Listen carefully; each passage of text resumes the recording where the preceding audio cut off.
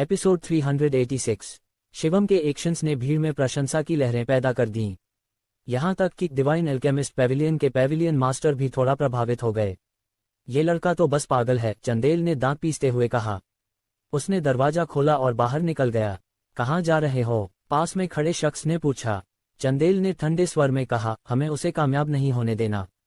कोई तरीका ढूंढो उसे रोकने का। उसे रोकना? क्या तुम्हें नीचे इतनी भीड़ दिखाई नहीं दे रही? उसके पास खड़े इन स्ट्रेंथ ग्रैंड मास्टर ने ठंडे लहजे में कहा। डिवाइन एल्केमिस्ट पेविलियन की पेविलियन मास्टर अभी भी वहां खड़ी हैं। क्या तुम्हें लगता है वो कुछ नहीं करेंगी?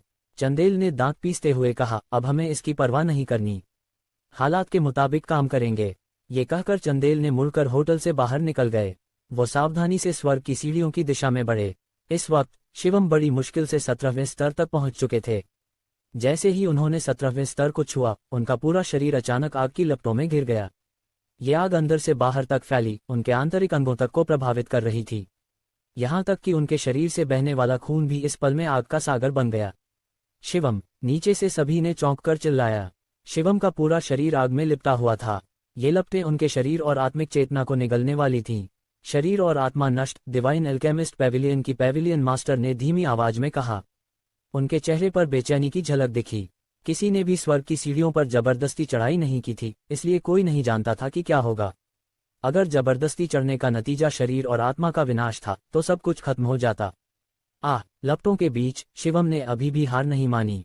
उनका शरीर लगभग सूख चुका था और उनका खून जैसे जलकर राख हो गया था। मुझे मेरिडियन सर्कुलेशन टेक्निक हर हाल में हासिल करनी है। शिवम के गुस्से भरे दहाड़ के साथ उनके शरीर में सुनहरी चमक फूटी। उनके भौहों के बीच से आत्मिक चेतना की शक्ति की किरणें निकलीं। ये आत्मिक शक्ति वास्तव में शिवम के शरीर में बदल गई और 18वें स्तर की ओर बढ़ी। ये आत्मिक चेतना है। इस पल डिवाइन एल्केमिस्ट पेविलियन की पेविलियन मास्टर भी हक्का बक्का रह गईं। वह आग की लपट जैसे होश में आए और शिवम की आत्मिक चेतना की ओर लपकी। लेकिन तभी शिवम के शरीर ने अपना हाथ बढ़ाया। उनके लगभग अपंग हो चुके हाथ पर नीली आध्यात्मिक आग की किरणें थीं। शिवम के जबरदस्त नियंत्रण में ये आध्यात्मिक आग एक विशाल हाथ में बदल गई।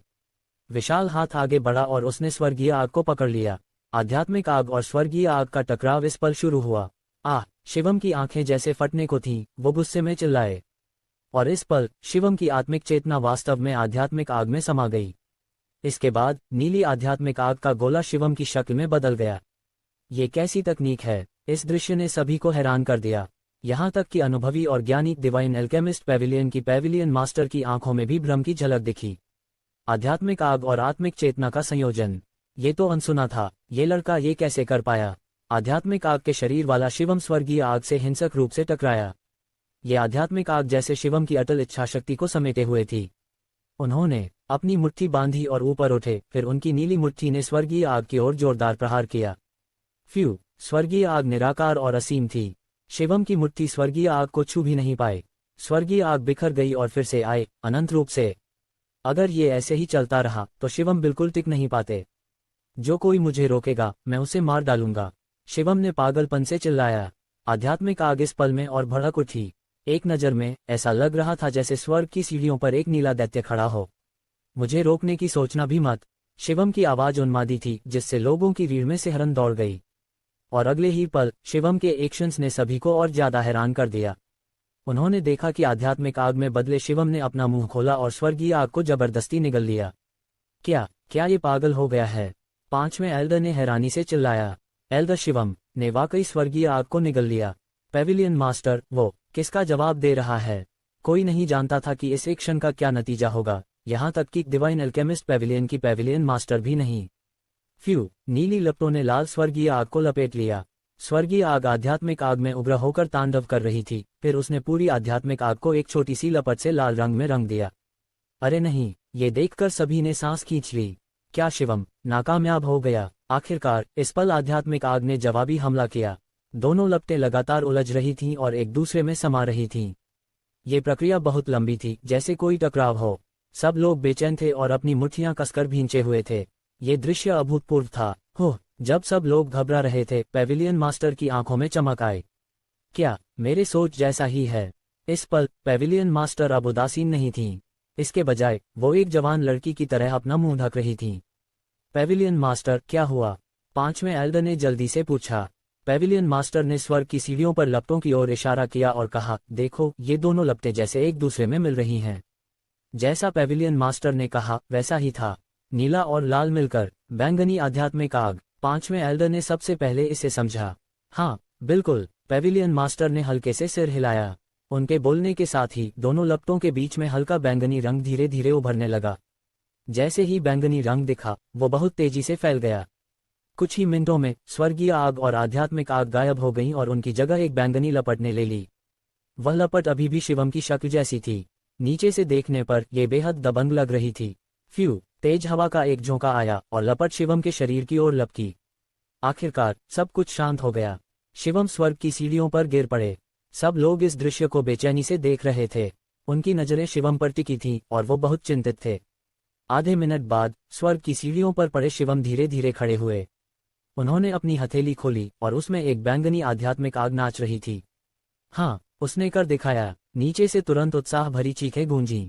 यहाँ तक कि डिवाइन एल्केमिस्ट पेविलियन की पेविलियन मास्टर भी इस पल बेहद प्रभावित थीं। ये लड़का वाकई कल्पना से परे है, पेविलियन मास्टर ने धीरे से कहा। किसी ने नहीं सोचा था कि शिवम इस नाजुक मौके पर इतना साहसिक विचार लाएगा। स्वर्ग की सीढ़ियों पर शिवम चुप रहे। अगला कदम वह विशाल हाथ था। बस उस पर कदम रखते ही वो मेरिडियन सर्कुलेशन टेक्निक हासिल कर लेते और शिवम इतिहास में पहला इंसान बन जाते जिसने स्वर्ग की सीढ़ियों पर जबरदस्ती कदम रखा। शिवम का चेहरा बेहद शांत हो गया। उन्होंने एक कदम आगे बढ़ाया और उस विशाल हाथ की ओर चले। स्वर्ग की सीढ़ियों पर कदम रखने की सोचो भी मत।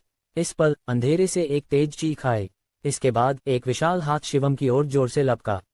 शिवम, नीचे! 5वें एल्डर ने तुरंत चिंता से चिल्लाया।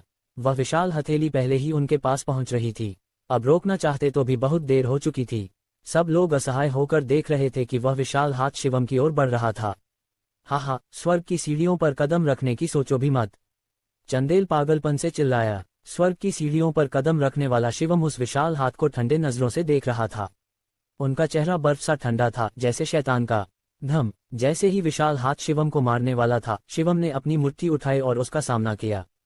इस पर एक जबरदस्त टकराव हुआ। शिवम की मुट्ठी बेहद ताकतवर थी। जैसे ही उसने हथेली को छुआ, उसने विशाल हाथ को भेद दिया। इस बीच शिवम मजबूती से 18वें स्तर पर खड़े थे और उनकी ठंडी नजरें एक खास दिशा में टिकी थीं। ये कैसे मुमकिन है? चंदेल का चेहरा तुरंत पीला पड़ गया। क्या शिवम पहले से ही मौत के कगार पर नहीं थे? फिर वो इतनी युद्ध शक्ति कैसे रख सकते थे? तुम्हारी मौत निश्चित है। पेविलियन मास्टर का चेहरा धीरे धीरे ठंडा हो गया। उनकी नज़र चंदेल की दिशा में मुड़ी। वह ठंडक चंदेल को डराने के लिए काफी थी। अरे नहीं! चंदेल डर गया और तुरंत भाग खड़ा हुआ। भागना चाहते हो? जैसे ही पेविलियन मास्टर हमला करने वाली थी, आकाश में खड़े शिवम ने कहा, पेविलियन मास्टर, उसे जाने दो। हो! पेविलियन मास्टर ने हल्के से भौहें चढ़ाईं और थोड़ा हैरान हुई। शिवम ने ठंडे लहजे में कहा, मैं उसे खुद मारूंगा। ये सुनकर पेविलियन मास्टर थोड़ा हक्का बक्का रह गईं। फिर भी उन्होंने शिवम से वादा किया और उसका पीछा नहीं किया। शिवम ने और कुछ नहीं कहा। उन्होंने एक कदम आगे बढ़ाया और विशाल हाथ पर कदम रखा। इस पल सब कुछ गायब हो गया और सब कुछ शांत हो गया। शिवम ने अपने घायल शरीर को घसीटते हुए अकेले विशाल हाथ पर खड़े थे। उनकी नजरें चारों ओर घूमी, लेकिन विशाल हाथ खाली था। पौराणिक मेरिडियन सर्कुलेशन टेक्निक कहीं नजर नहीं आ रही थी। क्या ये किंवदंती नकली थी? शिवम का चेहरा थोड़ा बिगड़ गया। उन्होंने अपनी जान जोखिम में डालकर इस विशाल हाथ तक चढ़ाई की थी। अगर ये नकली थी तो वो इसे कैसे स्वीकार करते? शिवम वहां स्तब्ध खड़े थे, जैसे सुन्न हो गए हों। शिवम, कैसा रहा? क्या तुम्हें कल्टीवेशन टेक्निक मिली? नीचे 5वें एल्डर अभी भी जोर जोर से चिल्ला रहे थे। हालांकि ऊपर से कोई जवाब नहीं आया। क्या हो रहा है? इससे सब लोग थोड़ा बेचैन हो गए। पेविलियन मास्टर ने हाथ हिलाकर सबको शांत कर दिया। आसपास पूरी तरह सन्नाटा छा गया और एक भी आवाज नहीं सुनाई दी। 10 मिनट बाद शिवम धीरे धीरे उस विशाल हाथ से नीचे उतरे। सब लोग उन्हें देख रहे थे जैसे वो कोई अनोखा हीरो हो। फ्यू! सीढ़ियों से नीचे उतरने के बाद शिवम ने एक लंबी सांस ली। कैसा रहा? क्या तुम्हें टेक्निक मिली? 5वें एल्डर ने बेचैनी से पूछा। शिवम कुछ पल चुप रहे, फिर अचानक मुस्कुराए और बोले, हाँ, मिल गई। कहाँ है? 5वें एल्डर ने जल्दी से पूछा। शिवम ने हल्का सा आह भरी। ये सीढ़ियों पर चढ़ने की प्रक्रिया में है। क्या मतलब? 5वें एल्डर ने कंफ्यूज होकर पूछा। शिवम ने स्वर्ग की सीढ़ियों की ओर इशारा किया और बोले, कल्टीवेशन टेक्निक स्वर्ग की सीढ़ियों पर चढ़ने के सूक्ष्म प्रभाव में छिपी है। ये कोई खास टेक्निक नहीं है। जब उन्हें कुछ नहीं मिला, शिवम भी कंफ्यूज हो गए थे। लेकिन जब उन्होंने स्वर्ग की सीढ़ियों पर चढ़ने की मुश्किलों को याद किया तो शिवम को समझ आया, वह मेरिडियन सर्कुलेशन टेक्निक स्वर्ग की सीढ़ियों पर चढ़ने की प्रक्रिया ही थी, न कि कोई खास टेक्निक। शिवम ने अपने दिल से शरीर में आध्यात्मिक ऊर्जा को प्रवाहित करने की कोशिश की।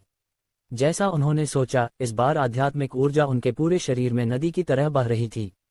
हर बार प्रवाह के साथ वो 10% आध्यात्मिक ऊर्जा अवशोषित कर लेते। पहले की तुलना में ये कई गुना तेज था। चलो वापस चलते हैं। शिवम ने भीड़ की ओर देखा और मुस्कुराए। भीड़ साफ तौर पर स्थिति को लेकर कंफ्यूज थी। शिवम सबसे पहले वहां से निकले। डिवाइन एल्केमिस्ट पैविलियन वापस लौटने के बाद शिवम सीधे अपने एल्डर्स रेजिडेंस में गए और पालथी मारकर बैठ गए। शिवम, तुम बुरी तरह घायल हो, कुछ दिन आराम करना चाहिए, पैविलियन मास्टर ने कहा। शिवम ने सिर हिलाया और मुस्कुराते हुए कहा, समय कीमती है, ये छोटी मोटी चोट कुछ भी नहीं है। एल्डर शिवम, तुम वाकई मेरे देखे सबसे मेहनती इंसान हो। हाँ, अगर मेरे पास तुम्हारा टैलेंट होता तो मैं कभी अपनी जान जोखिम में नहीं डालता। शिवम ने धीरे से कहा, अगर मुमकिन होता तो कौन अपनी जान जोखिम में डालना चाहता। ... शिवम के स्वर्ग की सीढ़ियों को जबरदस्ती पार करने की खबर जंगल की आग की तरह फैल गई। एक दिन से भी कम समय में ये पूरे मार्शल आर्ट्स फोरम में फैल गई। ये खबर मार्शल आर्ट्स की दुनिया में सनसनीखेज थी, क्योंकि प्राचीन काल से किसी ने भी स्वर्ग की सीढ़ियों को जबरदस्ती पार नहीं किया था। यहाँ तक कि जीनियस रेहान ने भी नहीं। शिवम ने वाकई स्वर्ग की सीढ़ियों को पार कर लिया। वो इतिहास में पहले इंसान हैं। इस तरह की क्षमता बेजोड़ है। हाय भगवान, दुनिया में कोई ऐसा भी है जो स्वर्ग की सीढ़ियों को पार कर सकता है। ये दिमाग हिला देने वाला है। शिवम निश्चित रूप से हमारी पीढ़ी में सबसे टॉप हैं। खबर फैलती रही और लगभग हर मार्शल आर्टिस्ट के कानों तक पहुंच गई।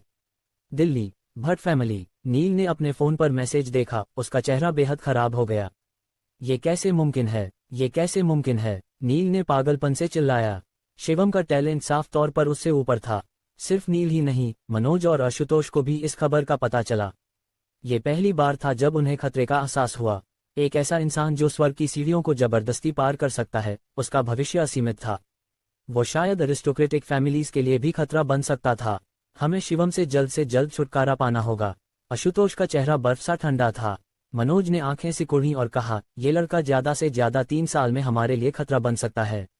अगर वो नहीं मरेगा तो हम चैन से न खा पाएंगे, न सो पाएंगे। हालांकि ऐसा था, शिवम डिवाइन एल्केमिस्ट पैविलियन में थे, इसलिए उन्हें मारना मुमकिन नहीं था। हमें सिर्फ इंतजार करना होगा। आशुतोष ने लंबी सांस ली। वे बस मोनिका और नील की शादी का इंतजार कर सकते थे। आधे साल में वो कोई उलटफेर नहीं कर पाएगा, आशुतोष ने ठंडे लहजे में कहा। इस पल नील कुछ उदास दिख रहा था। ये उसके लिए सबसे बड़ा झटका था। रात को नील ने अचानक मनोज का दरवाजा खोल दिया। वो मनोज के सामने खड़ा हुआ और बोला, पापा, मैं दिल्ली मार्शल आर्ट्स एसोसिएशन में बंद कमरे में ट्रेनिंग करना चाहता हूँ। मनोज ने हल्के से भौहें चढ़ाईं और कहा, दिल्ली मार्शल आर्ट्स एसोसिएशन में? हाँ पापा, प्लीज प्रेसिडेंट से बात करें। नील घुटनों पर बैठ गया। मनोज बिस्तर से उठे। उन्होंने थोड़ा सोचा, फिर सिर हिलाया और बोले, ठीक है, मैं तुम्हारा वादा करता हूँ। दिल्ली मार्शल आर्ट्स एसोसिएशन सिर्फ एक आधिकारिक संगठन नहीं था। अफवाह थी कि उनके पास दुनिया की किसी भी अरिस्टोक्रेटिक फैमिली से ज्यादा संसाधन थे। भट्ट फैमिली का मार्शल आर्ट्स एसोसिएशन से रिश्ता था, इसलिए नील को वहां भेजना ज्यादा मुश्किल नहीं था। लेकिन ये एक बात को साफ दिखाता था, वो शिवम, जिसे वे हमेशा तुच्छ समझते थे, अब उन्हें चिंता और डर देने लगा था। ... एक गहरे पहाड़ में, जहां कोई नहीं था, वहां एक बंगला था। मास्टर, ये चाय आपने मांगी थी। एक 14-15 साल का लड़का चाय का कप लेकर एक सफेद बालों वाले बूढ़े के पास आया। बूढ़े ने चाय ली और बोला, हम यहाँ कितने समय से हैं? मास्टर, 14 साल हो गए, लड़के ने कहा। 14 साल? समय कितनी तेजी से बीतता है, बूढ़े ने आह भरी। लड़का काफी देर तक चुप रहा, जैसे कुछ कहना चाहता हो। जो कहना चाहते हो कह डालो। बूढ़े ने लड़के के विचार पढ़ लिए। लड़के ने हिचकते हुए कहा, मास्टर, हाल ही में किसी ने स्वर्ग की सीढ़ियों को पार कर लिया। स्वर्ग की सीढ़ियों को पार कर लिया? बूढ़े ने भौहें उठाईं और बेपरवाह हंसी के साथ कहा, चुना हुआ कोई?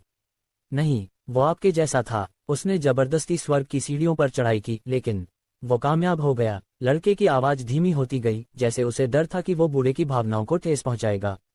खटाक, बूढ़े के हाथ से चाय का कप जमीन पर गिर गया। ये बूढ़ा और कोई नहीं, मशहूर जीनियस रेहान था। वो असल में बूढ़ा नहीं था। उसकी उम्र सिर्फ 48 साल थी। उसके बाल सफेद हो गए थे, क्योंकि उसने स्वर्ग की सीढ़ियों पर जबरदस्ती चढ़ाई की थी। हर पीढ़ी में टैलेंटेड लोग होते हैं, रेहान ने कुछ देर बाद धीमी आवाज में कहा। ... शिवम 3 पूरे दिन एल्डर्स रेजिडेंस से बाहर नहीं निकले। लगभग हर दिन लोग शिवम से मिलने आते थे। उनकी नज़रों में शिवम एक चमत्कार थे। पलक झपकते ही एक और महीना बीत गया। इस वक्त मई की शुरुआत थी। 9 सितंबर तक सिर्फ 4 महीने बचे थे। इस दिन बंद कमरे में कल्टीवेशन कर रहे शिवम ने अचानक अपनी आंखें खोलीं। उनके शरीर में ऊर्जा तेजी से उमड़ रही थी, जैसे किसी भी पल फट पड़ने वाली हो। वेदमंडल का शिखर, शिवम ने धीरे से कहा।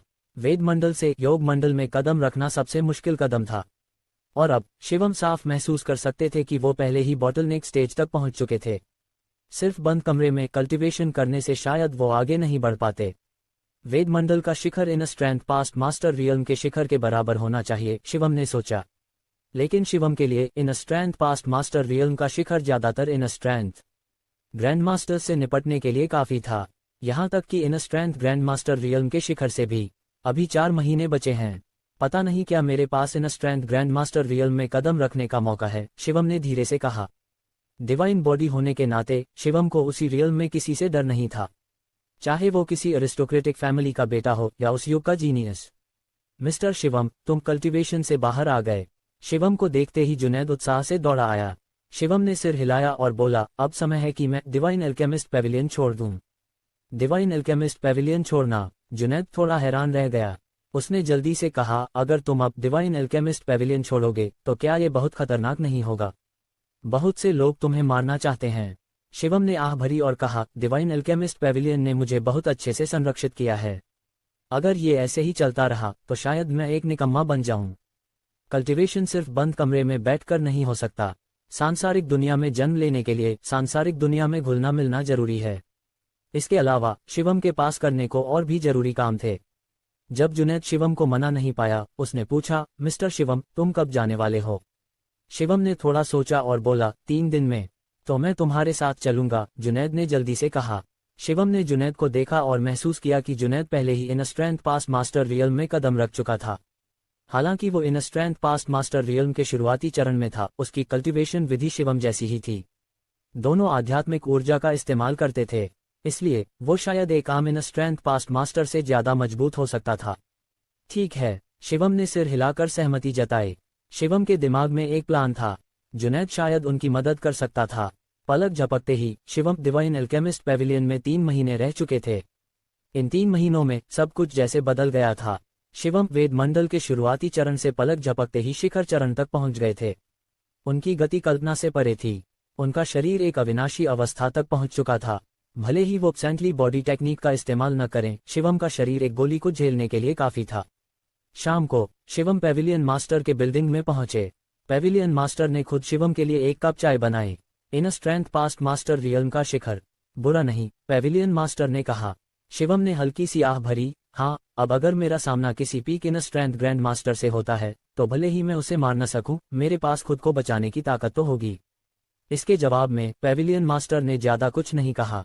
उन्होंने अचानक टॉपिक बदला। तुम्हें एक बुरी खबर देती हूँ, नील इंसाफ का शिष्य बन गया है। इंसाफ? शिवम ने हल्के से भौहें चढ़ाईं। ये नाम कुछ अनजाना सा लग रहा था। पेविलियन मास्टर ने हल्के से सिर हिलाया। हाँ, दिल्ली मार्शल आर्ट्स एसोसिएशन के वाइस प्रेसिडेंट। शिवम को याद आया कि मोनिका ने एक बार जिस मिस्टर इंसाफ से बैंक्वेट में बात की थी, वो शायद यही इंसाफ था। कोई बात नहीं, शिवम ने मुस्कुराकर कहा। वो चाहे किसी को भी अपना मास्टर बनाए, मैं उसे अपने हाथों से मारूंगा। शिवम का लहजा आत्मविश्वास और शांत था, जैसे उसे नील की बिल्कुल परवाह न हो। पेविलियन मास्टर ने सिर हिलाया और कुछ नहीं कहा। उन्हें पहले से ही शिवम पर बहुत भरोसा था और शिवम के प्रदर्शन ने उन्हें और भी यकीन दिलाया। तुम 3 दिन में जा रहे हो? पेविलियन मास्टर ने पूछा। शिवम ने सिर हिलाया और बोला, हाँ, मैं अगले कुछ दिनों में और थोड़ी तैयारी करना चाहता हूँ, बस सावधानी के लिए। ठीक है। पेविलियन मास्टर खड़ी हुई। वे अपने कमरे में गईं और थोड़ी देर बाद एक पिल फनेस लेकर बाहर आईं। ये पिल फनेस वही था जो पेविलियन मास्टर ने खुद इस्तेमाल किया था। इस पर उकेरा गया ड्रैगन बहुत जीवंत था। ये पिल फनेस तुम्हें देती हूँ, पेविलियन मास्टर ने बेपरवाह अंदाज में कहा। इस बार शिवम ने औपचारिकता नहीं दिखाई। उन्होंने पिल फनेस लिया, हाथ जोड़े और बोले, पेविलियन मास्टर, आपकी इस महान कृपा को मैं कभी नहीं भूलूंगा। शिवम का डिवाइन एल्केमिस्ट पेविलियन के प्रति आभार शब्दों में बयान नहीं किया जा सकता था। शिवम को नहीं पता था कि इसका बदला कैसे चुकाना है। अगले कुछ दिनों में शिवम ने डिवाइन एल्केमिस्ट पेविलियन के कई फार्मासिस्टों से एक एक करके अलविदा लिया। इसके अलावा वो सारा समय अपने कमरे में बिताते। कोई नहीं जानता था कि वो क्या कर रहे थे। जाने से पहले की आखिरी रात शिवम, ओल्ड मास्टर राठौर, 5वें एल्डर और बाकी लोग एक साथ इकट्ठा हुए। पेविलियन मास्टर वहां नहीं आईं। हमेशा अकेले रहने वाली पेविलियन मास्टर को ऐसे डिनर्स में हिस्सा लेना पसंद नहीं था। इस बार जाने के बाद पता नहीं हम फिर कब मिल पाएंगे। डाइनिंग टेबल पर शिवम ने हल्के से आह भरी। 5वें एल्डर ने भी सिर हिलाया और कहा, हाँ, उम्मीद है तुम कामयाब हो जाओ। मैं जरूर कामयाब होऊंगा। शिवम का लहजा बेहद दृढ़ था। भले ही मैं 2 अरिस्टोक्रेटिक फैमिलीज का कुछ न बिगाड़ सकूं, कम से कम मोनिका को तो ले जा सकता हूं। उस रात माहौल कुछ उदास था और सब लोग नशे में डूब गए। अगली सुबह शिवम ने कुछ साधारण तैयारियां की और डिवाइन एल्केमिस्ट पेविलियन छोड़ने को तैयार हो गए। सभी फार्मासिस्ट दरवाजे पर खड़े होकर शिवम को देख रहे थे। पेविलियन मास्टर को छोड़कर ये पहली बार था जब डिवाइन एल्केमिस्ट पेविलियन में किसी को ऐसा सम्मान मिला। शिवम, इस पल इंदु हौंफते हुए दौड़कर आए। क्या मैं तुम्हारे साथ जा सकती हूँ? इंदु ने धीरे से पूछा। मेरे साथ? शिवम ने कड़वी हंसी के साथ सिर हिलाया। मैं बाहर खेलने नहीं जा रहा। अगर तुम मेरे साथ जाओगी तो शायद किसी भी वक्त मर सकती हो, शिवम ने कहा। इंदु ने जल्दी से कहा, मुझे डर नहीं है। शायद मैं तुम्हारी मदद कर सकती हूँ। शिवम ने भौहें चढ़ाईं। थोड़ा सोचने के बाद उन्होंने कहा, क्या तुम वाकई मेरे साथ जाना चाहती हो? हाँ, इंदु ने जोर से सिर हिलाया। ठीक है, शिवम ने सहमति जताई। इंदु एक बेहद शानदार फार्मासिस्ट थी। वो वाकई उनकी मदद कर सकती थी। शिवम, राठौर फैमिली के लोग अभी भी आसपास हैं, 5वें एल्डर ने याद दिलाया। शिवम की नजरें ठंडी हो गईं। उन्होंने ठंडी हंसी के साथ कहा, ये तो सबसे अच्छा है। मैं उनकी मदद से अपनी मौजूदा ताकत का टेस्ट कर सकता हूँ। वे 3 peak inner strength grand masters हैं। 5वें एल्डर को कुछ चिंता हुई। शिवम ने मुस्कुराकर कहा, कोई बात नहीं। अगर वे आम इनर स्ट्रेंथ ग्रैंड मास्टर्स होते तो मैं अपनी ताकत का टेस्ट कैसे करता? अब शिवम पहले ही वेद मंडल के शिखर पर कदम रख चुके थे, लेकिन उन्हें अपनी ताकत का साफ अंदाजा नहीं था। वो सिर्फ इतना जानते थे कि उनके शरीर में आध्यात्मिक ऊर्जा समुद्र की तरह विशाल थी और उनका शरीर अविनाशी अवस्था तक पहुंच चुका था। हालांकि शिवम को नहीं पता था कि वो किस अवस्था में थे। 5वें एल्डर, हम भविष्य में फिर मिलेंगे। शिवम ने झुककर अभिवादन किया। सभी से अलविदा लेने के बाद वो डिवाइन एल्केमिस्ट पेविलियन से निकल गए। इस बार कोई नहीं जानता था कि वो कब लौटेंगे। कोई नहीं जानता था कि वो लौटेंगे भी या नहीं। ... डिवाइन एल्केमिस्ट पेविलियन से बाहर निकलने के बाद तीनों सड़कों पर बिना किसी मकसद के घूम रहे थे। हालांकि किंगहे टाउन एक छोटा सा कस्बा था, फिर भी ये काफी समृद्ध था। गलियों और सड़कों पर हर जगह स्टॉल्स लगे थे। खाने पीने की चीजें, खिलौने और जड़ी बूटियां थीं। मिस्टर शिवम, हम अब कहाँ जा रहे हैं? तुम्हारे पास कोई प्लान है? जुनैद ने सुअर के पैर मुंह में ठूंसते हुए पूछा। अपना खाना खाओ, क्या तुम कोई आइडिया दे सकते हो? इंदु ने आंखें तरेरी। जुनैद ने बुदबुदाया, जो भी करो, हमारे पास कोई प्लान तो होना चाहिए। शिवम ने मुस्कुराकर कहा, मेरे पास एक प्लान है, लेकिन अभी उसे लागू नहीं किया जा सकता। हम बस एक एक कदम आगे बढ़ सकते हैं। तो अभी के लिए हम जैसलमेर वापस चलते हैं। जब वे सड़क पर बिना मकसद के घूम रहे थे, वे बेपरवाह दिख रहे थे, लेकिन असल में वे पतली बर्फ पर चल रहे थे। अब शिवम कई टाइटल्स के साथ सनसनी बन चुके थे। राठौर फैमिली का दामाद, डिवाइन एल्केमिस्ट पेविलियन का फार्मासिस्ट, स्वर्ग की सीढ़ियों को पार करने वाला इतिहास का पहला इंसान। खुशकिस्मती से शिवम ज्यादा हाई प्रोफाइल नहीं थे, इसलिए रास्ते में ज्यादा लोग उन्हें नहीं पहचानते थे। जैसे ही शिवम डिवाइन एल्केमिस्ट पेविलियन से निकले, चंदेल ने चुपके से उन पर नजर रखनी शुरू कर दी। बेहतर होगा कि पहले प्रेसिडेंट आशुतोष को इसकी खबर दे दें, किसी ने सुझाव दिया। चंदेल ने हल्के से सिर हिलाया और बोला, हमें ये खबर जरूर बतानी चाहिए। चंदेल ने फोन निकाला और आशुतोष को इस बात की जानकारी दी। आशुतोष को यह खबर सुनकर तुरंत खुशी हुई। उन्होंने तुरंत आदेश दिया, उसे तुरंत मार डालो और उसका सिर मेरे पास लाओ। हाँ, प्रेसिडेंट आशुतोष। चंदेल ने फोन रख दिया। हालांकि उसने जल्दबाजी में कोई कदम नहीं उठाया। इसके बजाय उसने तब तक इंतजार करने का प्लान बनाया जब तक शिवम किंगहे टाउन नहीं छोड़ देता, ताकि डिवाइन एल्केमिस्ट पेविलियन के लोगों का ध्यान न जाए। ... शिवम, जुनैद और इंदु दिन से रात तक चले। उन्होंने किसी भी तरह के ट्रांसपोर्ट का इस्तेमाल नहीं किया। वे तपस्वियों की तरह थे, जो जब चाहे चल पड़ते और जब चाहे रुक जाते। डिवाइन एल्केमिस्ट पेविलियन से जितना दूर जाते, आध्यात्मिक ऊर्जा उतनी ही कम होती जाती। और शाम को तीनों आखिरकार एक पत्थर के टैबलेट के सामने पहुंचे। टैबलेट पर 2 बड़े शब्द लिखे थे, किंगहे टाउन। यहां से आगे बढ़ने पर हम किंगहे टाउन छोड़ देंगे, शिवम ने कहा। मिस्टर शिवम, क्या हम पैदल ही जैसलमेर वापस जा रहे हैं?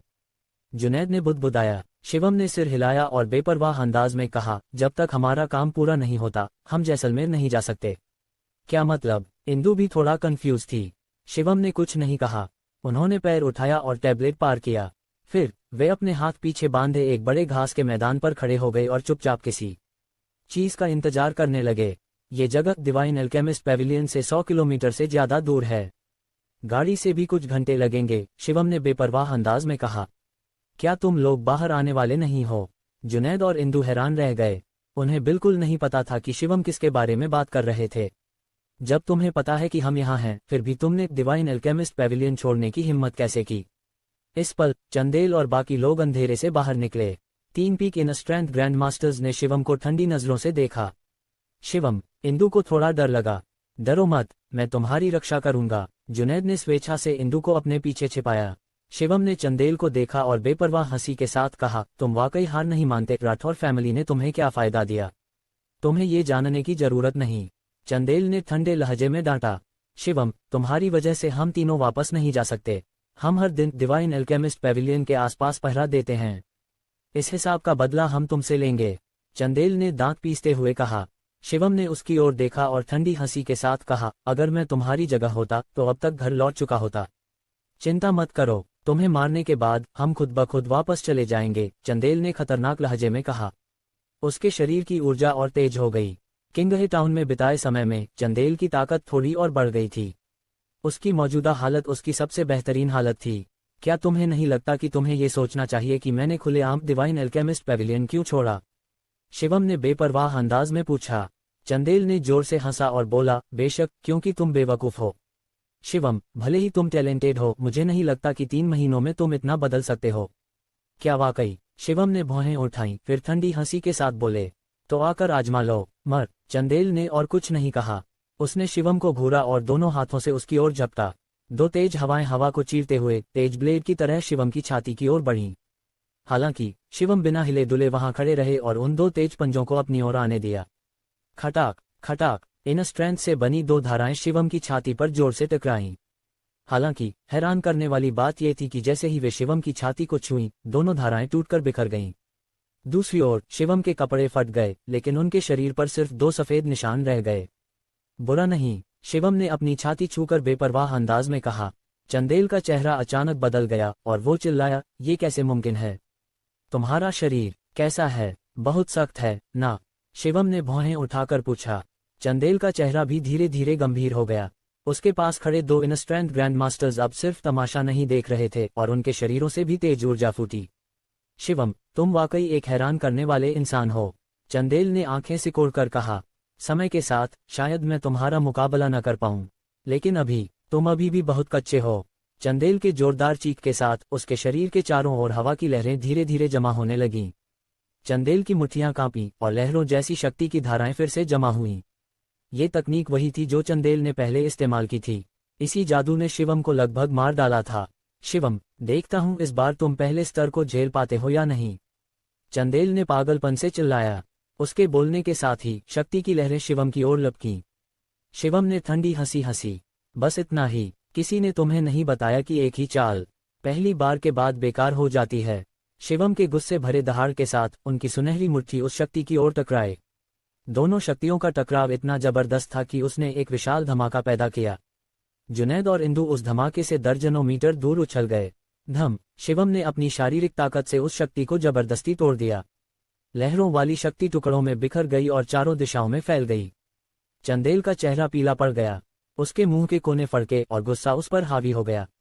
देखता हूं तुम कितनी देर टिक पाते हो, चंदेल ने दहाड़ा। उसके हाथ तेजी से हिले और शक्ति की लहरें जल्दी से फिर जमा होने लगीं। पहला स्तर, दूसरा स्तर, तीसरा स्तर, कुल 9 स्तरों की शक्ति उसके हाथों में बन रही थी। खड़खड़ तेज शक्ति ने चंदेल के लिए इसे नियंत्रित करना मुश्किल कर दिया। उसके हाथ लगातार कांप रहे थे, जैसे वो किसी भी पल नियंत्रण खो सकता था। मर जा! चंदेल के गुस्से भरे दहाड़ के साथ ये शक्ति जोर से बाहर फेंकी गई। एक विशाल ऊर्जा बॉल अचानक शिवम की ओर लपका। शिवम का चेहरा गंभीर था और उनकी आंखें तीव्र युद्ध की भावना से भरी थीं।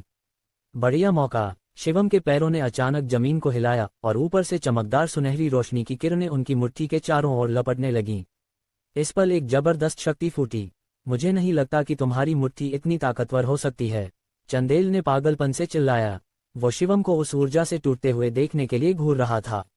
लेकिन इस पल चंदेल की पुतलियां अचानक फैल गईं और उसका चेहरा तुरंत बेहद पीला पड़ गया, क्योंकि उसके सामने खड़ा शिवम अचानक गायब हो गया था। अरे नहीं! चंदेल जल्दी से होश में आया, लेकिन तब तक बहुत देर हो चुकी थी। किसने कहा कि मैं इसे सीधे झेलूंगा? शिवम की आवाज चंदेल के पीछे से आई। चंदेल का दिल जोर से धड़का। जैसे ही वो मुड़ने वाला था, शिवम की मुट्ठी पहले ही उसकी पीठ पर टकरा चुकी थी। धम! ये जबरदस्त शक्ति चंदेल के शरीर पर जोर से टकराए। चंदेल का पूरा शरीर उछलकर दूर जा गिरा, उसकी पीठ पूरी तरह चकनाचूर हो गई और उसकी रीढ़ को जबरदस्त झटका लगा। वाह! चंदेल के मुंह से खून की एक धार उछली। तुम बेईमान हो, चंदेल ने दर्द में कहा। शिवम ने ठंडी हंसी हंसी। Shrinking ground into an inch तकनीक सिर्फ भागने के लिए नहीं है। जैसे ही वो बोले, शिवम की हथेली में रोशनी की किरणें जमा होने लगीं। जैसे ही ये रोशनी गिरने वाली थी, दो इनस्ट्रैंड ग्रैंड मास्टर्स ने आखिरकार हमला किया। वे दोनों तरफ से पिंसर अटैक में आए और एक ही समय में शिवम के सामने पहुंचे। Heavy falling space. जैसे ही वे पास आए, शिवम ने ठंडे लहजे में ये शब्द बोले। उन दोनों की गतिविधियां तुरंत जैसे बंद गईं और उनकी गति तुरंत बहुत धीमी हो गई। थप्पड़! उनके होश संभालने से पहले एक सुनहरी हथेली उनके चेहरों पर टकरा चुकी थी। शिवम की ताकत बेहद जबरदस्त थी और जादुई शक्ति के सहारे उसने उनके चेहरों को चकनाचूर कर दिया। ये कैसे मुमकिन है? उन दोनों के चेहरों पर बेहद खराब भाव थे। आखिरकार वे असली peak stage inner strength grand masters थे।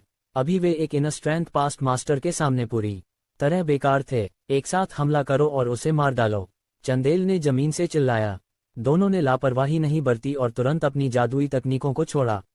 माहौल युद्ध की भावना से भर गया। बेहद चमकदार जादू ने आसपास को रोशन कर दिया। दूसरी ओर शिवम के पास कोई चमकदार जादू नहीं था। उनके पास सिर्फ एक बेहद ताकतवर मुट्ठी थी। धम! विस्फोट की आवाजें लगातार गूंज रही थीं। शिवम एक के खिलाफ दो लड़ रहा था, लेकिन वो जरा भी कमजोर नहीं पड़ रहा था। उसने उन दोनों को पीछे हटने पर मजबूर कर दिया। अगर ये ऐसे ही चला तो हम यहाँ मर जाएंगे, चंदेल ने ठंडे लहजे में कहा। उसने तुरंत अपने शरीर की ऊर्जा को जुटाया और चुपके से जादू का जाप शुरू किया। खटाक! जादू पूरा होने के साथ तीनों के शरीरों से सुनहरी रोशनी की किरणें उभरीं। सुनहरी रोशनी शिवम के ऊपर आकाश में जमा हुई और आखिरकार एक सुनहरा टावर बन गया। ये सुनहरा टावर एक शानदार आभा लिए हुए था, जैसे कोई पवित्र वस्तु हो। हमें इस हद तक मजबूर करने के लिए शिवम तुम काफी प्रभावशाली हो, चंदेल ने ठंडे लहजे में कहा। शिवम ने सिर उठाकर उस विशाल सुनहरे टावर को देखा। उनकी उदासीन आंखों में कोई भावना नहीं थी। ये क्या चीज है? कुछ पल बाद शिवम ने सुनहरे टावर की ओर इशारा करके पूछा। चंदेल ने ठंडी हंसी हंसी और बोला, इस तकनीक को 3 डायरेक्शंस डिवाइन टावर कहते हैं। जब तक दबाए गए इंसान का रियल जादू करने वाले से कम है, वो इस डिवाइन टावर में हमेशा के लिए फंस जाएगा, जब तक वो कुछ भी नहीं बन जाता। शिवम, मर जा! तकनीक के शुरू होने के साथ ये विशाल सुनहरा टावर शानदार तरीके से शिवम की ओर दबने लगा। शिवम ने जल्दी से shrinking ground into an inch तकनीक का इस्तेमाल किया और एक तरफ भागे। लेकिन हैरान करने वाली बात थी कि शिवम कितनी भी तेजी से भागे, ये सुनहरा टावर उनके सिर के ऊपर ही मंडराता रहा।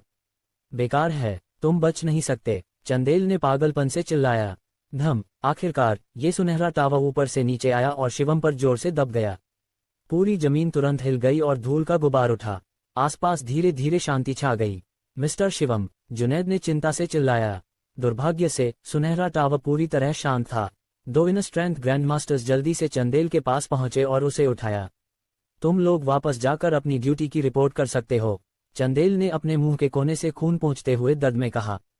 दोनों ने सिर हिलाया और फिर जुनैद और इंदू की ओर देखा। इन दोनों का क्या करें? एक इनर स्ट्रेंथ ग्रैंड मास्टर ने पूछा।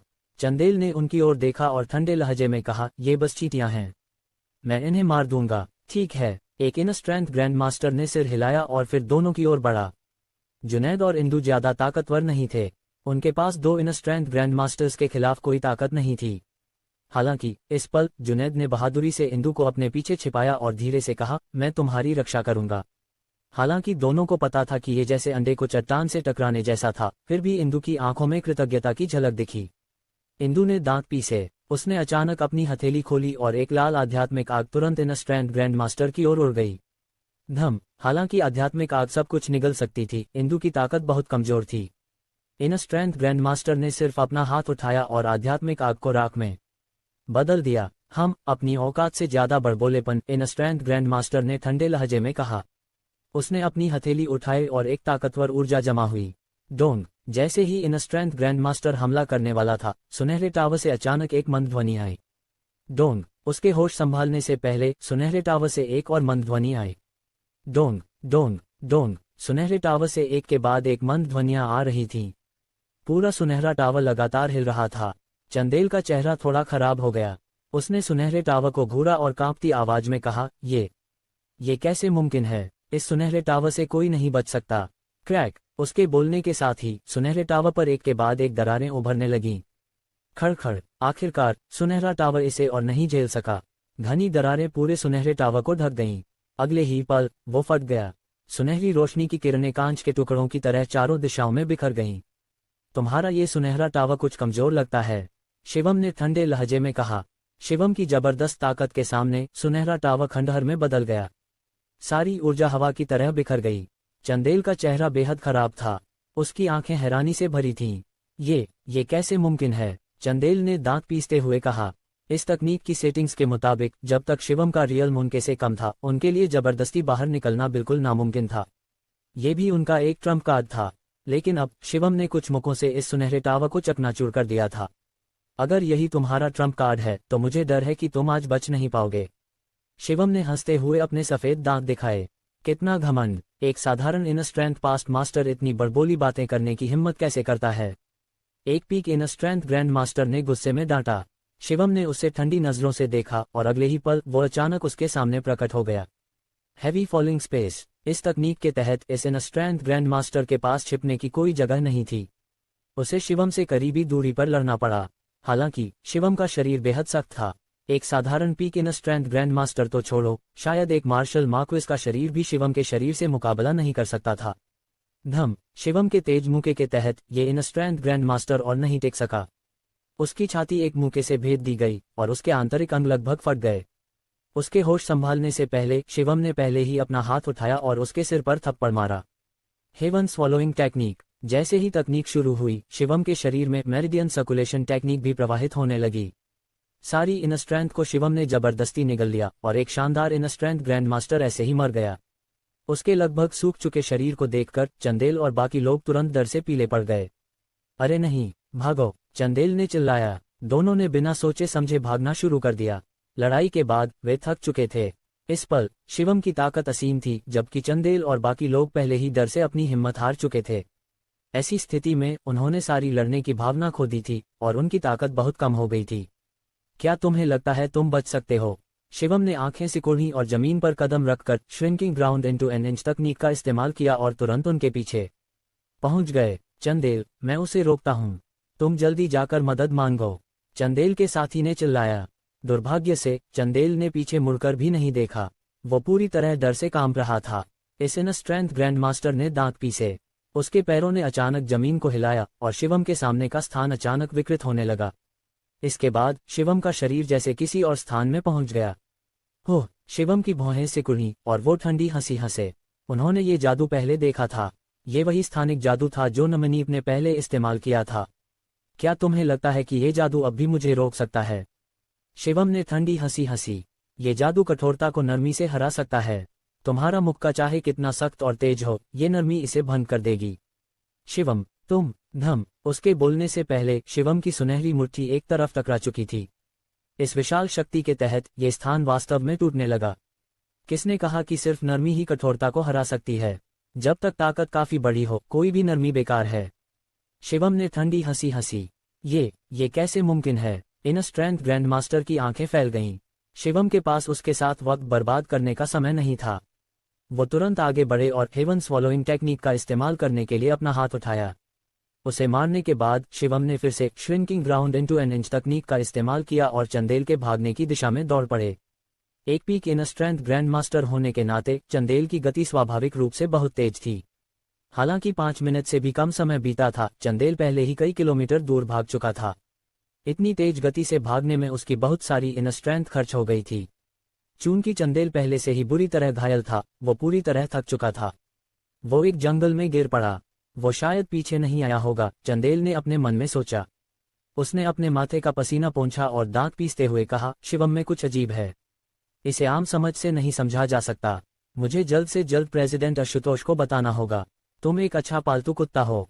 इस वक्त भी राठौर फैमिली के बारे में सोच रहे हो। इस पल शिवम की आवाज अचानक उसके कानों में गूंजी। चंदेल का चेहरा तुरंत बदल गया। वो जल्दी से मुड़ा और शिवम को डर भरी नजरों से देखा। चंदेल, तुम बच नहीं सकते, शिवम ने ठंडे लहजे में कहा। जैसा शिवम ने कहा, चंदेल इस पल पूरी तरह थक चुका था। उसके बचने की संभावना लगभग शून्य थी। चंदेल का चेहरा ठंडा था। उसने दांत पीसते हुए कहा, शिवम, भले ही तुम मुझे मार डालो तो क्या राठौर फैमिली के सामने तुम बस एक मजाक हो। अगर राठौर फैमिली चाहे तो वो एक मार्शल मार्क्विस या शायद एक मार्शल सेंट को भी तुम्हें मारने के लिए बुला सकती है। चंदेल ने दांत पीसते हुए कहा, मार्शल मार्क्विस, मार्शल सेंट, ये क्या है? शिवम थोड़ा हैरान हुआ। चंदेल ने ठंडी हंसी हंसी और बोला, तुम्हें ये जानने की जरूरत नहीं। शिवम, अब भी पछताने में देर नहीं हुई। मैं शायद तुम्हारे लिए राठौर फैमिली में शामिल होने की सिफारिश कर सकता हूं और तुम्हें हम में से एक बना सकता हूं। उस वक्त तुम्हें अब की तरह अपनी जान के लिए जूझना नहीं पड़ेगा। इसके उलट तुम जहां भी जाओगे तुम्हारा सम्मान होगा। चंदेल का लहजा थोड़ा उत्साहित था। शिवम ने होंठ चाटे और बोले, हाँ, जहां भी जाओगे सम्मान मिलेगा, लेकिन अपने मालिक के सामने तुम्हें घुटने टेकने पड़ेंगे ना। चंदेल स्तब्ध रह गया। उसने दांत पीसते हुए कहा, इस दुनिया में जिंदा रहने के लिए तुम्हें सिर झुकाना पड़ता है। सिर्फ बच्चे ही मनमानी कर सकते हैं। शिवम ने ठंडी हंसी हंसी और बोला, मैं बस चापलूसी और गुलामी नहीं कर सकता, इसलिए मैंने इसका विरोध किया। अगर हर कोई तुम्हारी तरह हो तो पिरामिड के टॉप पर हमेशा वही लोग रहेंगे और मेरे जैसे नीचे से आने वाले लोग कभी ऊपर नहीं उठ पाएंगे। शिवम के शब्दों को सुनकर चंदेल की आंखों में एक चमक आए और वो थोड़ा प्रभावित हुआ। शिवम ने ठंडे लहजे में कहा, चंदेल, अगर तुम राठौर फैमिली छोड़ दो तो मैं तुम्हारी जान बख्श सकता हूं। तुम जा सकते हो। चंदेल का चेहरा थोड़ा बदल गया। उसने शिवम को घूरा और बोला, तुम सचमुच मुझे जाने देना चाहते हो? हाँ। शिवम ने मुड़कर जाने की तैयारी की, लेकिन इस पल चंदेल की आंखों में पागलपन की चमक आए। उसने एक खास चाकू पकड़ा और शिवम की पीठ में घोंपने की कोशिश की। धम। हालांकि जैसे ही उसका चाकू शिवम को छूने वाला था, शिवम ने उसके सिर पर एक थप्पड़ मारा। इस थप्पड़ से चंदेल की खोपड़ी चकनाचूर हो गई। उसका विशाल शरीर सीधा नीचे गिर पड़ा। चंदेल के शव को देखकर शिवम के मन में हल्की सी दया का भाव उमड़ा। चंदेल के लिए उसकी तथाकथित शान सिर्फ राठौर फैमिली की मान्यता थी। वो अब एक असली इंसान नहीं रहा था। इस तरह की सोच उसके मन में गहरे तक जड़ें जमा चुकी थी। शिवम कुछ शब्दों से उसका दिमाग कैसे बदल सकते थे। उसके लिए शिवम को मारकर बड़ा भविष्य हासिल करना उसकी जिंदगी की सबसे बड़ी ख्वाहिश थी। दुनिया में सब कुछ काला सफेद कैसे हो सकता है? ये तो सिर्फ अलग अलग विश्व दृष्टियों का टकराव था। ... चंदेल को मारने के बाद शिवम मुड़े और किंगहे टाउन के पत्थर के टैबलेट के पास वापस लौट आए। जुनैद और इंदु वहां खड़े बेसुध थे। उनकी ताकत के साथ शिवम का पीछा करना उनके लिए नामुमकिन था। मिस्टर शिवम को कुछ तो नहीं हुआ होगा, जुनैद ने घबराते हुए गला घोंटकर कहा। इंदु ने उसे घूरा और डांटा, अपना मुंह बंद करो। जुनैद ने धीरे से कहा, मुझे बस डर है कि कहीं कोई जाल तो नहीं। वो बोल ही रहा था कि शिवम धीरे धीरे दूर से वापस आते दिखे। चलो, शिवम ने बिना किसी भाव के कहा। जुनैद जल्दी से दौड़ा और हिचकते हुए पूछा, मिस्टर शिवम, क्या तुमने उसे मार डाला? हाँ, शिवम ने सिर हिलाया। इंदु ने तारीफ करते हुए कहा, 3 पीक स्टेज इन स्ट्रेंथ ग्रैंड मास्टर्स। मैं इसकी कल्पना भी नहीं कर सकती। शिवम ने उनकी बात अनसुनी की और आगे बढ़ते रहे। मिस्टर शिवम, हम अब कहाँ जा रहे हैं? जुनैद ने पूछा। पोखरण सिटी, शिवम ने कहा। शिवम ने पोखरण सिटी में एक आध्यात्मिक ऊर्जा संग्रहण फॉर्मेशन बनाया था और अब लगभग 1 साल हो चुका था। वहां आध्यात्मिक ऊर्जा संग्रहण फॉर्मेशन में बहुत सारी आध्यात्मिक ऊर्जा होनी चाहिए थी। अब समय था कि वो वापस जाकर देखें। ... अगले दिन तीनों किंगहे टाउन से पोखरण सिटी की ओर रवाना हुए। आध्यात्मिक ऊर्जा संग्रहण फॉर्मेशन एक टूरिस्ट एरिया में बनाया गया था। इतने लंबे समय बाद अब तक बहुत सारे लोग वहां घूमने आ चुके होंगे। हालांकि शिवम को जो बात नाखुश कर गई वो ये थी कि जब वे टूरिस्ट एरिया पहुंचे तो पाया कि वो बिल्कुल खुला ही नहीं था। पहले से तैयार हो चुके तमाम सुविधाओं को देखकर शिवम को कुछ हैरानी हुई। इतने समय बाद भी ये खुला क्यों नहीं? शिवम ने भौहें चढ़ाते हुए पूछा। जब वे दरवाजे पर पहुंचे तो सिक्योरिटी स्टाफ ने जल्दी से शिवम को रोक लिया। ये जगह खुली नहीं है, तुम लोग कहीं और चले जाओ, दरवाजा खोलने वाले शख्स ने कहा। शिवम ने टूरिस्ट एरिया की ओर इशारा किया और बोला, मेरा नाम शिवम है, मैं यहाँ का बॉस हूँ। बॉस? उस शख्स ने सिर खुजलाया और थोड़ा कंफ्यूज लगा। शिवम ने उसकी बात अनसुनी की और पूछा, ये जगह 1 साल से ज्यादा समय से बनकर तैयार है ना, फिर ये खुली क्यों नहीं? उस शख्स ने कहा, लगता है इसे अधिग्रहण कर लिया गया है, इसलिए उद्घाटन टल गया। अधिग्रहण? किस कंपनी ने अधिग्रहण किया?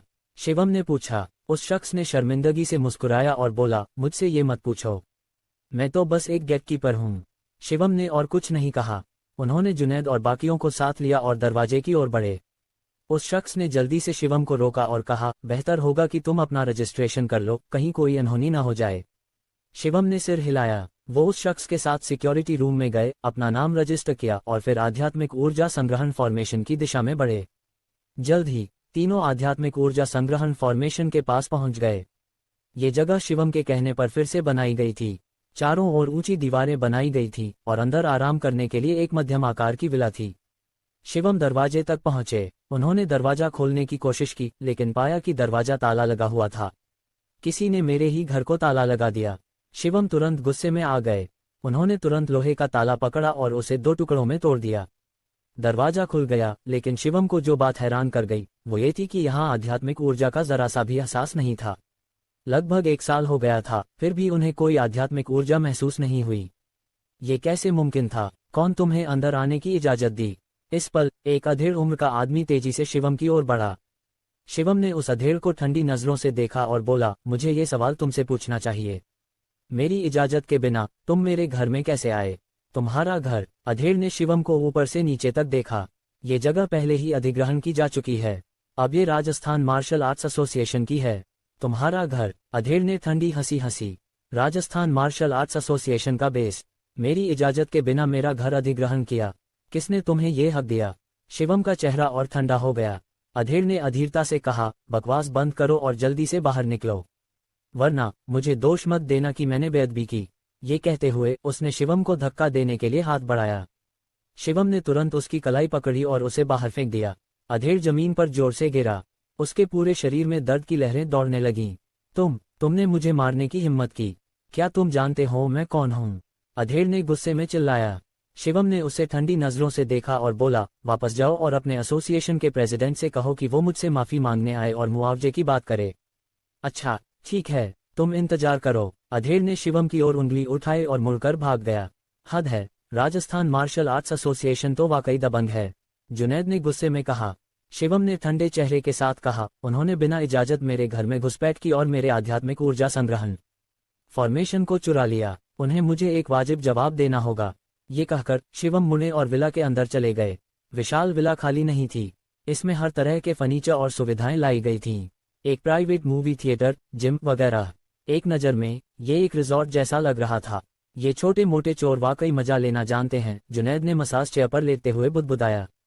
इंदु दूसरी ओर थोड़ा संकोच में थी और बेसुध खड़ी थी। शिवम ने उसकी ओर देखा और बोला, अपने लिए एक कमरा ढूंढ लो और आराम करो। तुम लोग अब यहीं अस्थायी रूप से रह सकते हो। इस जगह को चुनने की वजह यह थी कि यहाँ प्राकृतिक आध्यात्मिक ऊर्जा काफी समृद्ध थी और जगह काफी बड़ी थी। चूंकि ये खुला नहीं था, शिवम ने फैसला किया कि इस टूरिस्ट एरिया को हटाकर इसे प्राइवेट हाउस में बदल देंगे। उनके मन में क्या था ये कोई नहीं जानता था। शिवम ने विला का मुआयना किया और कई कमरों में कपड़े पाए। ये कपड़े टेबल और बिस्तर पर बेतरतीब ढंग से फेंके हुए थे, बेहद अशोभनीय तरीके से। शिवम ने हल्के से भौहें चढ़ाईं और उनके चेहरे पर नाराजगी की झलक दिखी। राजस्थान मार्शल आर्ट्स एसोसिएशन ने इसे अधिग्रहण करने के बाद इसका इस्तेमाल ऐसी चीजों के लिए किया। ये तो सरासर हद थी। शिवम ने इन अशोभनीय चीजों को साफ करने के बाद सोफे पर लेट गए। उन्होंने अपना फोन निकाला और मार्शल आर्ट्स फोरम खोला। फोरम पर अभी भी शिवम के बारे में चर्चाएं चल रही थीं, और इन चर्चाओं के कीवर्ड्स ज्यादातर थे राठौर फैमिली का दामाद, डिवाइन एल्केमिस्ट पेविलियन का एल्डर, निचले वर्ग की बगावत वगैरह। इतने समय बाद भी स्वर्ग की सीढ़ियों को पार करने के लिए लोग शिवम की तारीफ कर रहे थे। इन चीजों को देखते हुए शिवम के होठों पर हल्की सी मुस्कान उभरी। इतनी हाई पॉपुलैरिटी का फायदा उठाकर कुछ करने का समय है, शिवम ने अपने मन में सोचा। इतने अनुभवों के बाद शिवम एक सिद्धांत समझ चुके थे, एक इंसान की ताकत पर निर्भर करने की एक सीमा होती है। बेशक खुद के लिए सुख समृद्धि हासिल करना कोई समस्या नहीं थी, लेकिन अगर उन्हें दिल्ली की एरिस्टोक्रेटिक फैमिलीज को हराना था तो वो अकेले नहीं कर सकते थे। इसलिए शिवम भी अपनी खुद की गठबंधन और ताकत बनाने का इरादा रखते थे। उसी पल शिवम ने एक पोस्ट देखी। पोस्ट का टाइटल था इंडिया की पोटेंशियल मार्शल आर्टिस्ट रैंकिंग्स। इसने शिवम का ध्यान खींच लिया। उन्होंने तुरंत ट्रेड खोला और उनके सामने एक रैंकिंग लिस्ट आ गई।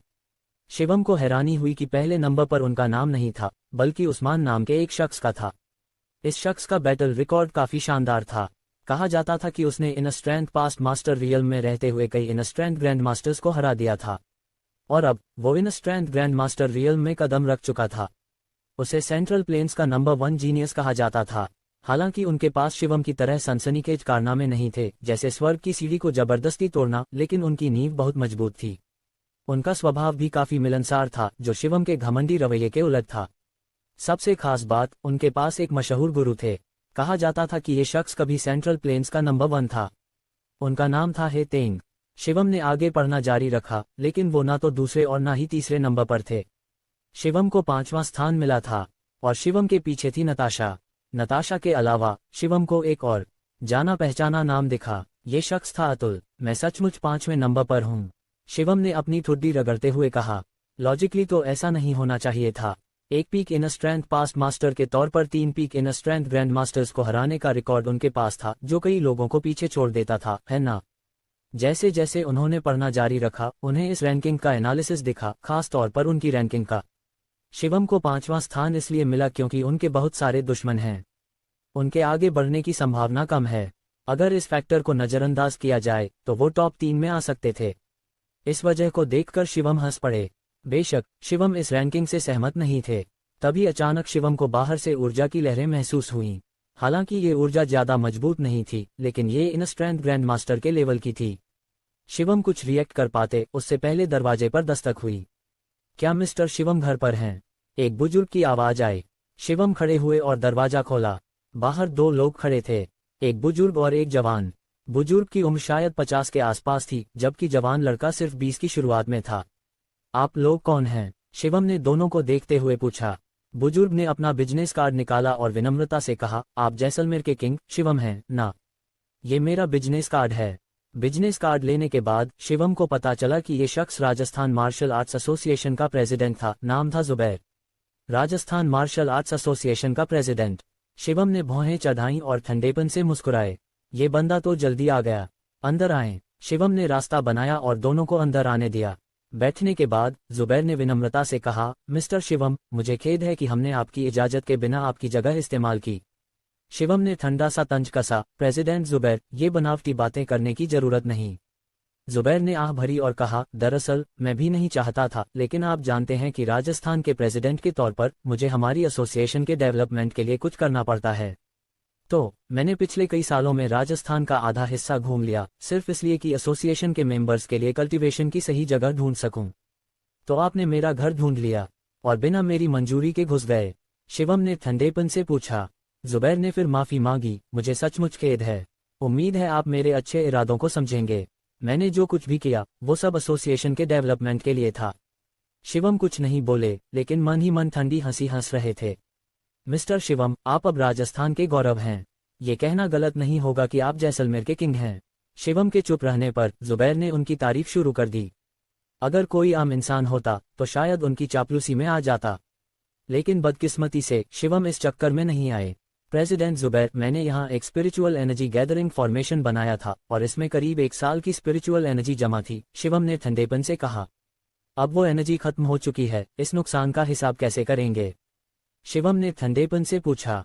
जुबैर थोड़ा चुप रहे, फिर बोले, ऐसा करें, राजस्थान मार्शल आर्ट्स एसोसिएशन में वाइस प्रेसिडेंट का पद अभी खाली है।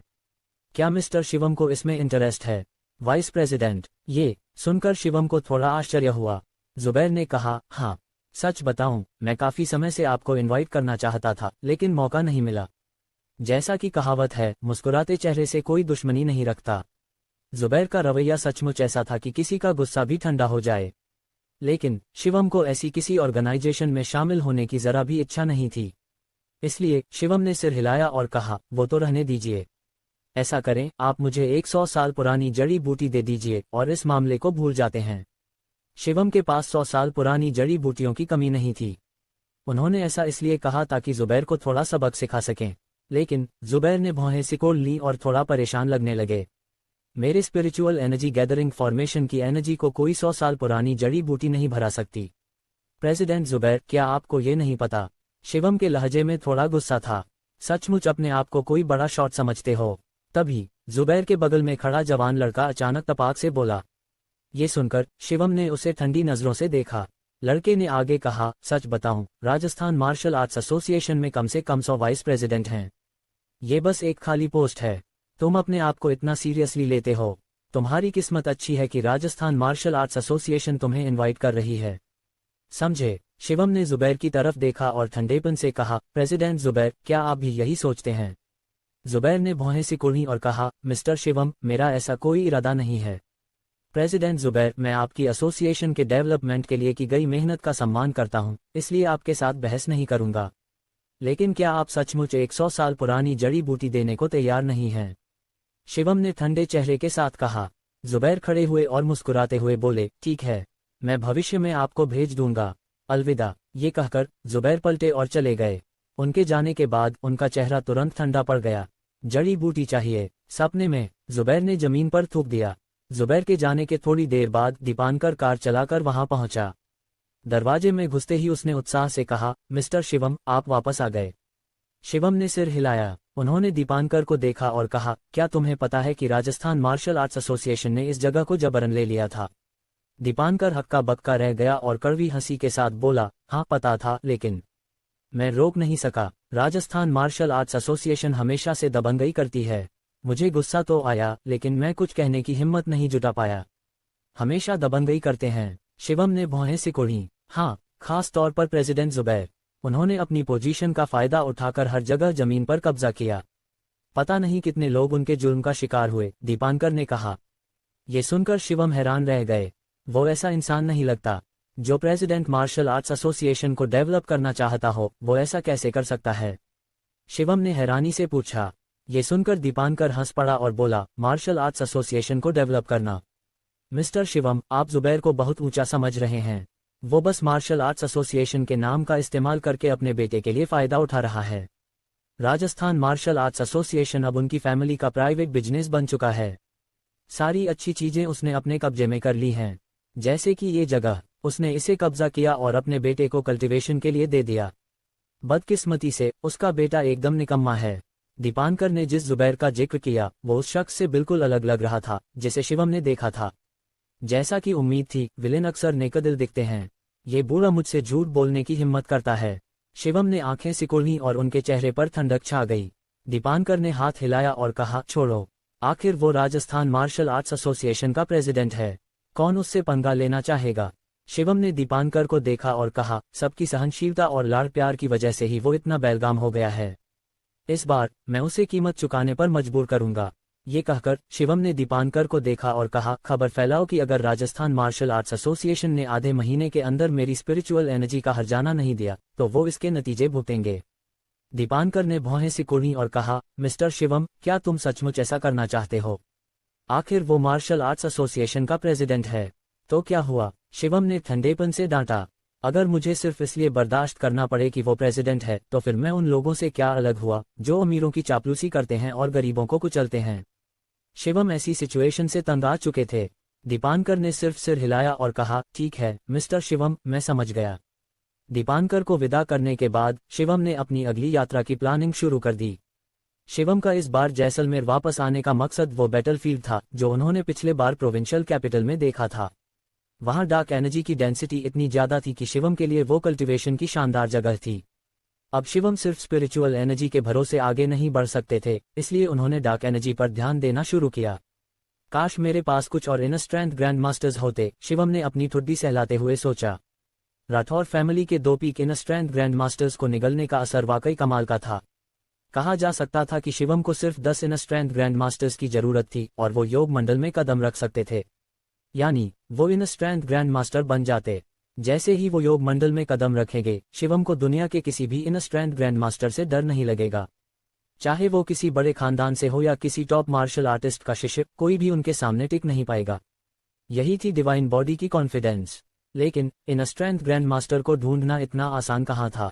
थोड़ा सोचने के बाद शिवम ने अगले दिन प्रोविंशियल कैपिटल के लिए निकलने की तैयारी की। रात को शिवम अपने बेड पर लेटकर बाकी नौजवानों की तरह फोन स्क्रॉल कर रहे थे। बेशक शिवम कोई शॉर्ट वीडियो नहीं देख रहे थे, बल्कि एक मार्शल आर्ट्स फोरम स्क्रॉल कर रहे थे। रात 8 बजे शिवम बस फोन रखकर सोने वाले थे। तभी मार्शल आर्ट्स फोरम पर अचानक एक न्यूज ब्रेक हुई। सैकड़ों साल पुराना बैटलफील्ड खोद लिया गया। कई बड़े खानदान मिलकर खजाने की खोज के लिए तैयार हैं, और ये तथाकथित बैटलफील्ड वही गांव था जो शिवम ने प्रोविंशियल कैपिटल में ढूंढा था। ये खबर देखते ही शिवम बिस्तर से उछलकर बैठ गए। मुझे पकड़ लिया गया। शिवम का चेहरा बिगड़ गया। कई बड़े खानदानों का मिलकर जाना शिवम के लिए अच्छी खबर नहीं थी, खासकर क्योंकि इसमें राठौर खानदान शामिल था।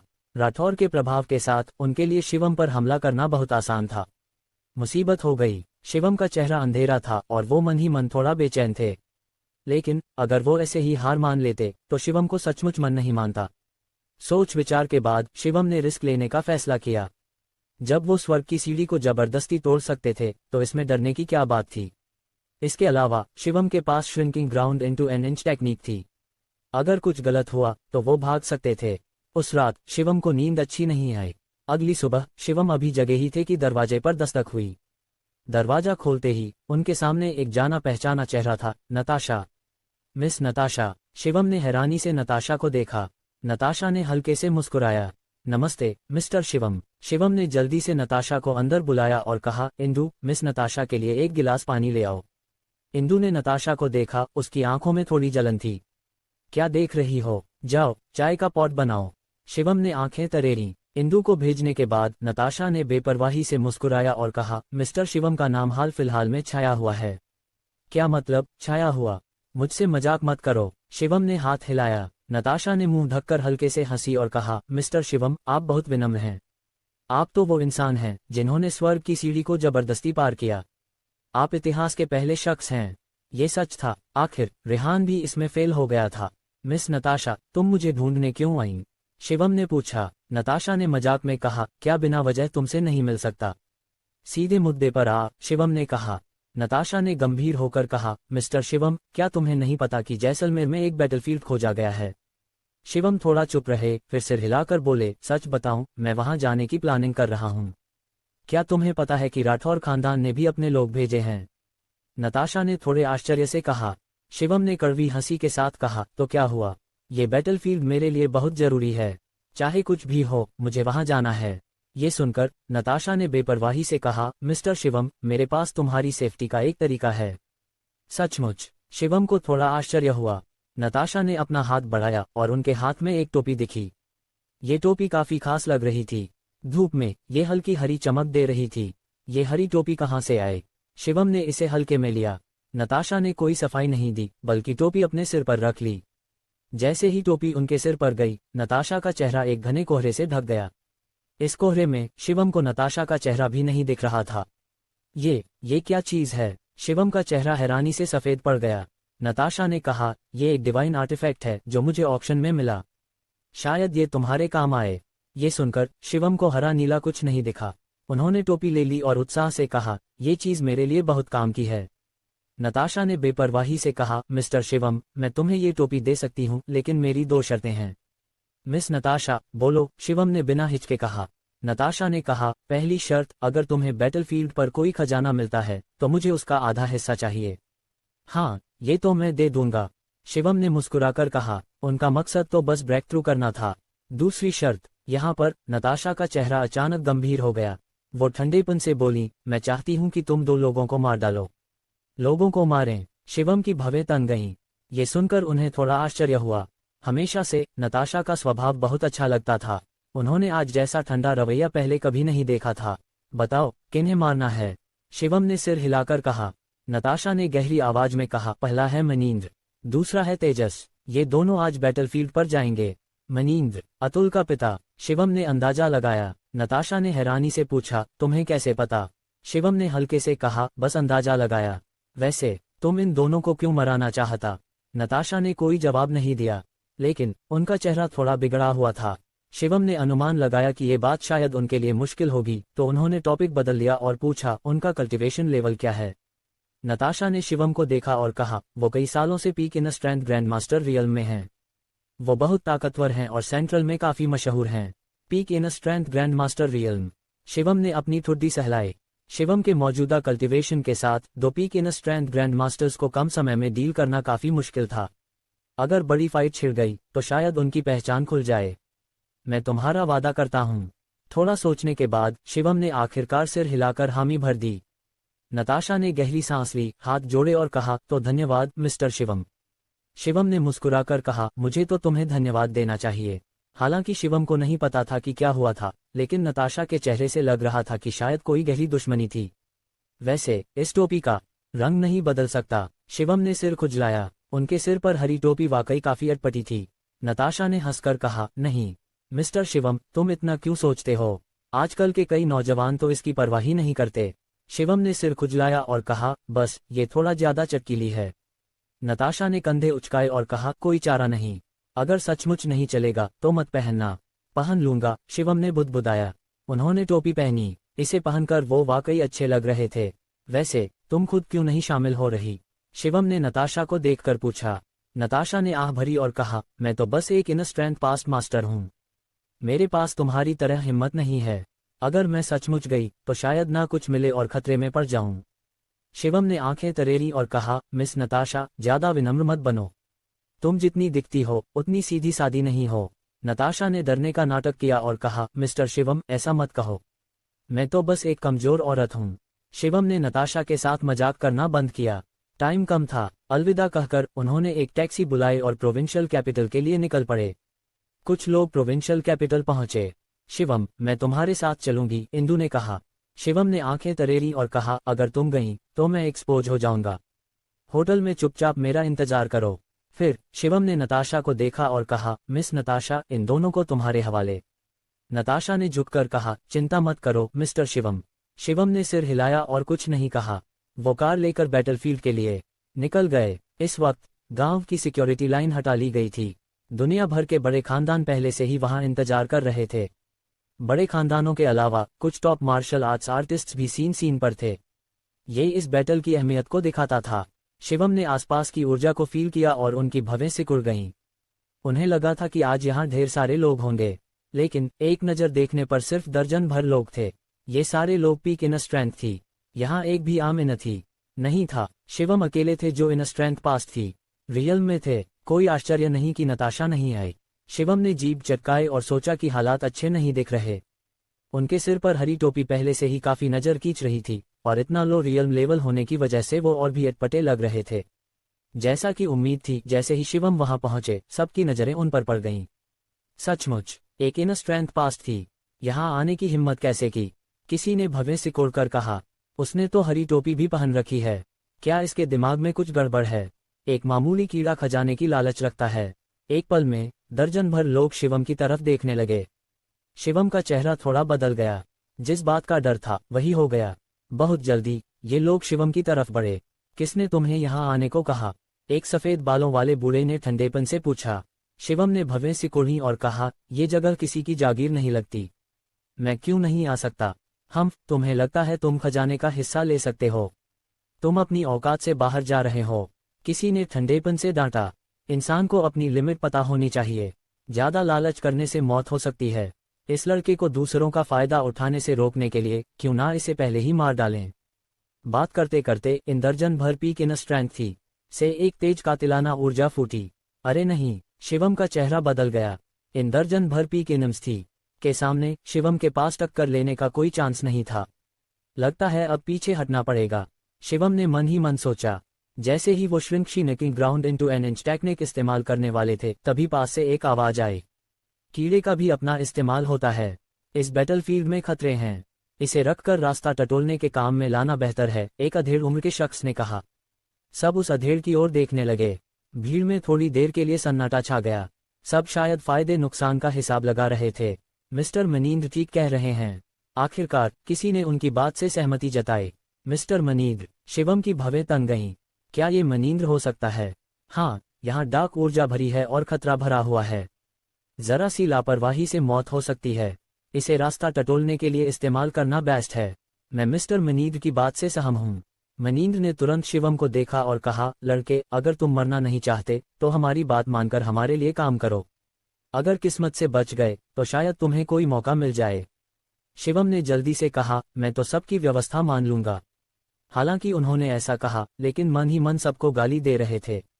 उसके बाद में इन लोगों ने शिवम की परवाह नहीं की। इसके बजाय वे वहां खड़े होकर बातें शुरू कर दीं। उनकी बातों से शिवम को इन लोगों की पहचान हो गई। नताशा जिन्हें को मारना चाहती थी, मनिंद्र और तेजस के अलावा बाकी सभी लोग सेंट्रल में टॉप खानदानों के हेड थे। सेंट्रल में ये लोग अपने अपने इलाके में बादशाह थे। मार्शल आर्ट्स, बिजनेस और बाकी चीजों में उनकी ताकत थी। ये लोग शायद मेरे काम आ सकते हैं। शिवम ने आंखें सिकुड़ी और मन ही मन सोचा। तभी दूर से एक कार धीरे धीरे आती दिखी। कार रुकने के बाद एक शानदार कपड़े पहने जवान लड़का उतरा। इस जवान को देखते ही सब लोग उसका स्वागत करने आगे बढ़े। यंग मास्टर राठौर, आप आ गए। हम आपका काफी देर से इंतजार कर रहे थे। ये शख्स और कोई नहीं बल्कि शुभंकर का बेटा सुजीत था। वो मोनिका का कजिन भी था। सुजीत में एक शाही ठाठ था। उसने एक एक करके सबको सिर हिलाकर जवाब दिया और कहा, मेरे अंकल ने कहा कि जब आप सभी राठौर खानदान के लिए काम करने को तैयार हैं तो राठौर खानदान आपको निराश नहीं करेगा। ये सुनकर सबने जल्दी से कहा, अरे, राठौर खानदान के लिए काम करना हमारा सौभाग्य है। सुजीत ने हल्के से सिर हिलाया और कहा, राठौर खानदान जल्द से जल्द नॉर्थर्न मार्शल आर्ट्स वर्ल्ड के सभी बड़े छोटे खानदानों को एक कर देगा। उस वक्त आप सभी पहले मिनिस्टर होंगे। शिवम का चेहरा अचानक बदल गया। राठौर खानदान सचमुच नॉर्थर्न मार्शल आर्ट्स वर्ल्ड के सभी खानदानों को एक करने की प्लानिंग कर रहा था।